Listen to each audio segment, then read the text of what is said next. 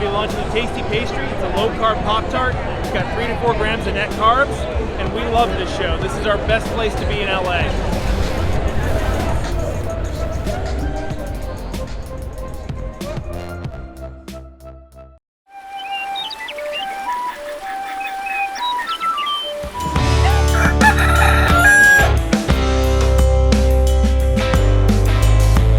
Welcome back to Legendary Foods, Muscle in the Morning. I'm Dave Palumbo, and today is Thursday, February 10th, 2022. And let's find out what's going on in the world of bodybuilding and fitness. How does a double shot of Phil Heath sound to get your morning going? Earlier this week, the 7-time Olympia champ released a handful of these new training videos that he immediately caught everyone's attention, because Phil hasn't looked this good since the tail end of his Olympia prep a few years ago. According to Phil, he's still doing what he can to maintain his training and his diet, but right now his main focus is being healthy and growing other areas of his life outside of bodybuilding. Whether he's competing or not, Phil will always be a tremendous ambassador for the sport, and hopefully what he's doing now will help lay the blueprint for other athletes as they transition out of bodybuilding and into whatever sort of adventures are waiting for them on the other side. Now that we're only a few weeks away from really jumping into the first quarter of contest season, we're starting to see more and more athletes make their presence felt all over social media. And a few days ago, Charles Griffen became one of the newest people to join the party. According to people close to Charles' camp, he's coming out of the most productive offseason of his career, and all signs are pointing towards him hitting the ground running at some point between the end of the summer.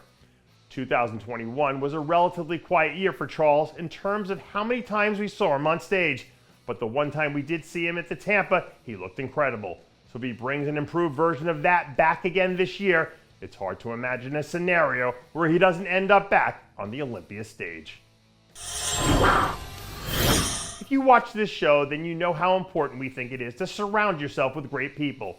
And if you're coming off a breakout year that saw you establish yourself as one of the new top talents in the division, the way Tonio Burton is, then it becomes even more important, because that can be the thing that pushes you from good to great. One of the interesting things about Tonio was that he just didn't do well in the 212 appearance. He also held his own when he competed in the Open with Sean Clarita at the Legion Sports Festival right after the Olympia. So if he carried that momentum into the offseason and he comes back this year ready to take the next step, look out, because he's going to be seriously dangerous. As the old saying goes, timing is everything. And at the moment, it looks like Logan Franklin is tired of sitting around and waiting for it to be his moment in the spotlight. If you can remember back to the tail end of last season, pretty much anyone and everyone was predicting Logan would walk into the Olympia and make a strong push to the top 5 after he breezed through the Texas Pro. And as we all know, that's not the way things ended up going. And I think that whole situation has really fueled Logan to go for broke this year. When he's at the top of his game, he can absolutely give any one of the top 10 guys in the division a run for their money.